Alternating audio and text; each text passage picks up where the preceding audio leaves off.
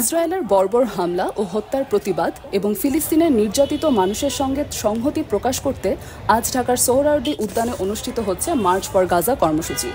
এই কর্মসূচিতে আসা ফিলিস্তিন সমর্থিতদের মাঝে ব্যতিক্রম ষাটোর্ধ্ব দুই বন্ধু, যারা ফিলিস্তিনের পতাকা দিয়ে নিজ হাতে পাঞ্জাবি বানিয়ে মার্চ ফর গাজা কর্মসূচিতে অংশ নিতে এসেছেন।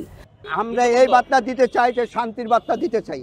আমরা ফিলিস্তিনিদের মুক্তি চাই, তাদের এই যে শিশু হত্যা বন্ধ করো, এবং ইসরায়েলকে আমরা নিন্দা জানাইতে আসছি। যেহেতু ইসরায়েল এই শিশুর উপর অত্যাচার অবিচার না করে, আমরা এই জন্য প্রতিবাদ করার জন্য আসছি। ফিলিস্তিনি মুসলমান যেভাবে হত্যা করতেছে ইসরায়েলরা, ওইগুলো দেখে আমাদের মনে কষ্ট লাগছে। রোজার মাস তাদেরকে ইফতারি করতে দেয় নাই, রোজার মাস তাদেরকে খাওয়ান দেয় নাই, তারপরে রোজার মাস তাদেরকে বোমা নিক্ষেপ করে তাদেরকে হত্যা করা হয়েছে। তা দেখে মুসলমান, তারাও মুসলমান, আমরাও মুসলমান, ওদের জন্য আমাদের মায়া লাগছে। মায়া লাগার পর থেকে আমার হৃদয়ে রক্তক্ষরণ হয়ে আমরা এগুলা করছি।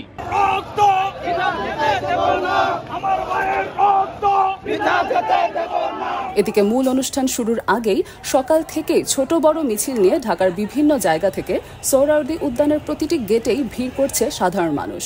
মিছিলে অংশগ্রহণকারীদের হাতে দেখা যাচ্ছে বাংলাদেশের জাতীয় পতাকা ও ফিলিস্তিনের পতাকা।